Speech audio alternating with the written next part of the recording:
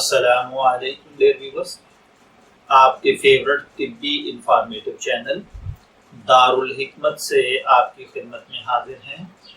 ہمارا آج کا ٹاپک ہے سوتے ہوئے پیشاب کا نکل جانا۔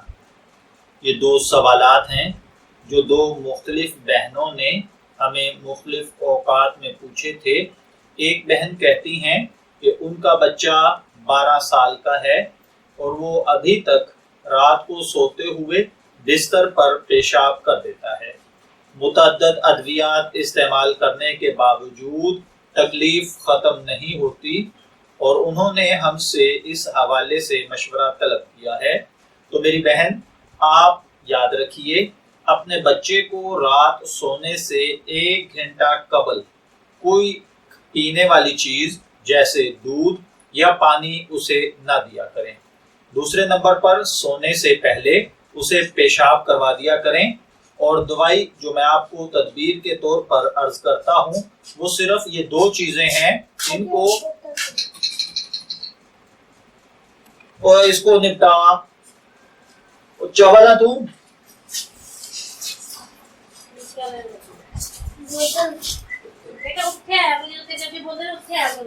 سیدھی بریک ہی نہیں، سیدھی ٹھا پیسے لے لیے۔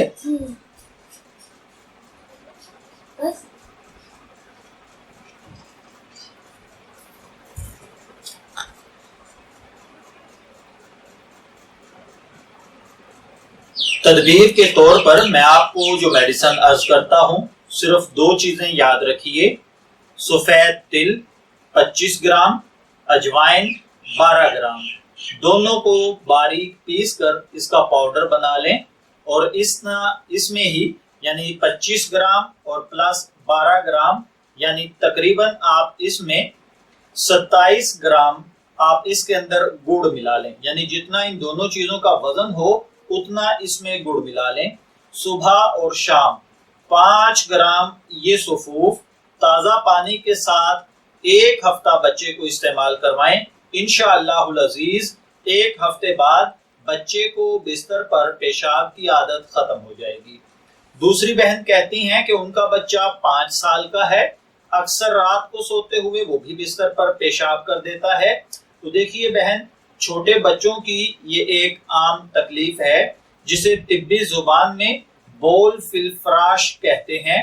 اس کے اسباب میں عام جسمانی کمزوری، پیٹ میں کیڑے، مثانے کے منہ کے عضلات کا ڈھیلا ہو جانا ہوتے ہیں۔ اس قسم کے مریض عموماً گہری نیند سوتے ہیں اور خواب میں خود کو کسی جگہ پیشاب کرتے ہوئے محسوس کرتے ہیں، ساتھ ہی ان کا پیشاب خارج ہو جاتا ہے۔ سب سے پہلے عام جسمانی صحت پر توجہ دیں۔ کیڑوں کی صورت میں ان کا علاج کروائیں۔ رات سونے سے 1 گھنٹہ قبل کوئی پینے والی چیز جیسے دودھ، پانی، جوس وغیرہ بچے کو نہ دیں۔